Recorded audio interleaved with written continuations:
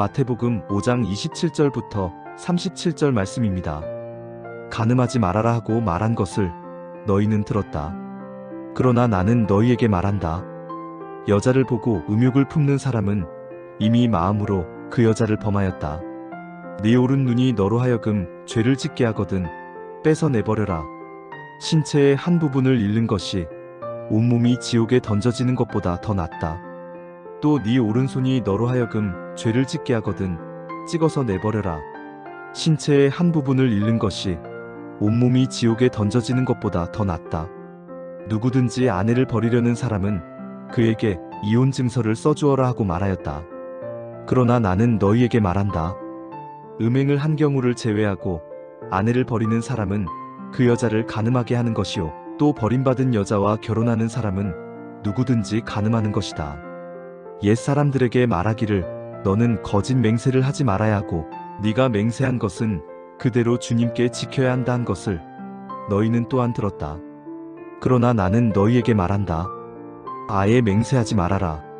하늘을 두고도 맹세하지 말아라. 그것은 하나님의 보좌이기 때문이다. 땅을 두고도 맹세하지 말아라. 그것은 하나님께서 발을 놓으시는 발판이기 때문이다. 예루살렘을 두고도 맹세하지 말아라. 그것은 크신 임금님의 도성이기 때문이다. 내 머리를 두고도 맹세하지 말아라. 너는 머리카락 하나라도 희게 하거나 검게 할 수 없기 때문이다. 너희는 예할 때에는 예라는 말만 하고 아니오 할 때에는 아니오라는 말만 하여라. 이보다 지나치는 것은 악에서 나오는 것이다. 법정을 배경으로 하는 영화 혹은 드라마를 보면 꼭 나타나는 결정적인 장면이 있어요. 재판이 미궁으로 빠지는 것 같을 때, 답답한 고구마를 먹는 것만 같을 때 결정적인 증거가 딱 등장하면서 판세가 뒤집히는 장면이 주로 나오죠. 이처럼 명확한 어떤 행위의 증거를 토대로 판결하는 게 법정에서 가장 중요한 거겠죠. 그래서 어쩌면 우리도 비슷한 방식으로 우리 자신을 변호할 때가 있습니다. 주님, 저희들은 간음을 저지른 적이 없어요. 저희는 사기를 친 적이 없습니다. 저희는 살인을 저지른 적이 없습니다. 물론 사실이죠. 그리고 그렇기에 우리 자신은 대단한 사람까지는 아니어도 그럭저럭 괜찮은 사람이라고 생각합니다. 하지만 예수님께서는요, 다르게 이야기하시는 것 같아요. 하나님 나라의 법정은 세상 법정과는 조금 다른 것 같아요.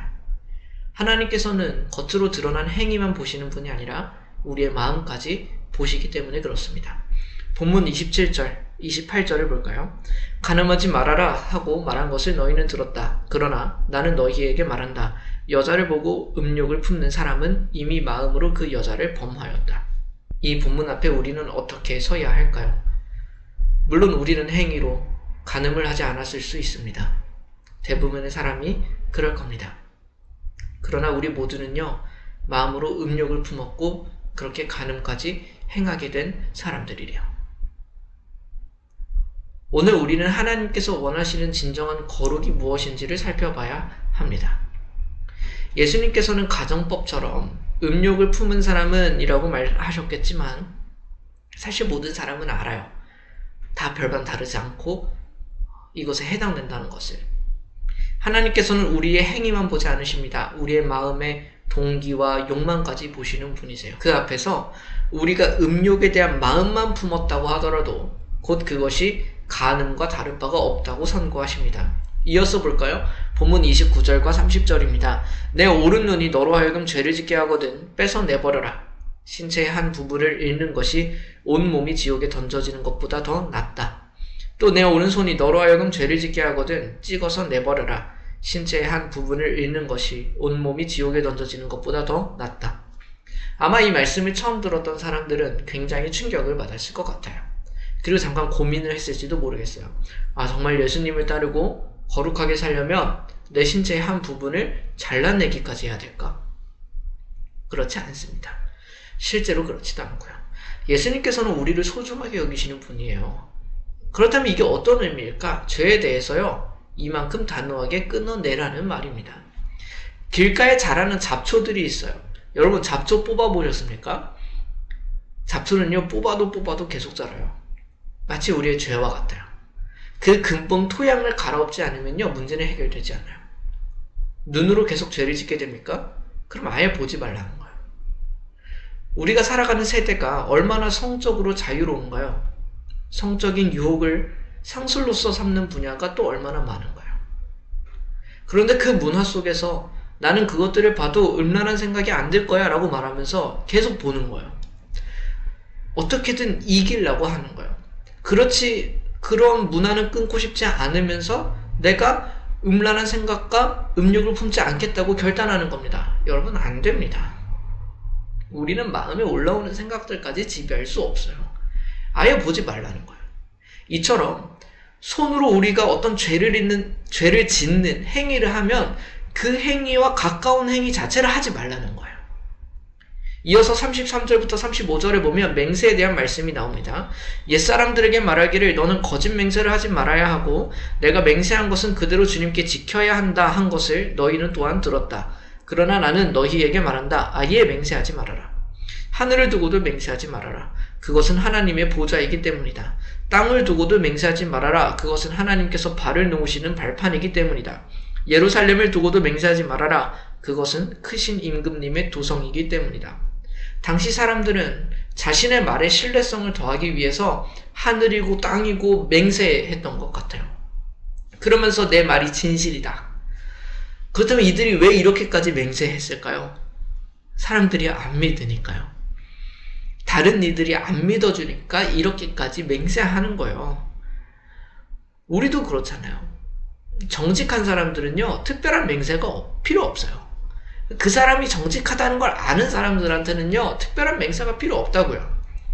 자신의 말이 신뢰받기를 원하면서 막 온갖 것을 걸고 맹세하는 사람이 있어요. 왜요? 안 그러면 안 믿어주니까. 이것이 바로 예수님께서 말씀하시는 마음의 문제예요. 간음도 마음의 음욕에서 시작되고 거짓 맹세도 마음의 부정직함에서 시작됩니다. 겉으로 드러나는 행위만 고치려 하면 안 고쳐질 거라고요. 근본이 갈아엎어져야 합니다. 근데 우리가 이걸 어떻게 바꿀 수 있어요? 음욕을 품지 않기 위해서, 거짓말을 하지 않기 위해서 결심한 적 많지 않으십니까? 그 결심이 얼마나 이어지나요? 우린 모두 인정해야 돼요. 우리는 이 죄들 앞에서 너무 연약한 존재들이에요. 그래서 예수님께서 어떻게 말씀하시는 거예요? 다소 무거운 말씀, 무서운 말씀으로 경고하시면서 그 흔적과도 끊어지라고 권면하시는 겁니다. 우리를 음욕에 빠지게 하는 영화나 드라마 혹은 음란물이 우리를 얼마나 망가뜨립니까? 차단하라고요. 세속 문화는요, 점점 성적인 자유를 부추기고 있습니다. 과감한 노출을 통해서 주목을 끄는데 굉장히 능숙합니다. 이것이 먹히는 이유가 뭐예요? 결국 사람들이 끌리거든요. 끊는 수밖에 없어요. 그럼 문화와 너무 멀어지는데요. 세상에서 누릴 것이 너무 또 사라지는 것 같은데요. 맞습니다. 멀어지고 누릴 수 없을 거예요. 그렇지만 예수님의 말씀처럼 그것이 지옥에 떨어지는 것보단 낫습니다. 오늘 약속 있어? 라고 묻는 질문에 바로 자연스럽게 있어 라고 거짓말 한 적 있으신가요? 작은 실수를 했는데 변명으로 거짓말로 덮은 적은 있나요? 나에게 유리하도록 사실을 살짝 왜곡한 적은 있나요? 끊어야 합니다. 이것이 끊어지지 않으면 우리는 거짓 맹세까지도 자연스럽게 흐르게 될 겁니다. 드러나는 거짓 맹세가 문제가 아니라 계속되는 거짓된 삶이 문제이기 때문에 그렇습니다. 너무 힘든가요? 그럴 거예요. 많은 피해를 감수해야 할 수도 있습니다. 그렇지만 예수님의 말씀처럼 그것이 지옥에 떨어지는 것보다 낫습니다. 오늘 말씀을 들으면서 마음이 무거우신가요? 저도 그래요. 우리는 모두 마음으로 간음을 저지르며 살아갑니다. 우리는 모두 입술로 거짓을 맹세하며 살아가요. 우리 눈은 음욕을 보면 즐거워하고요. 우리 입은 진실을 왜곡하면 안심해요.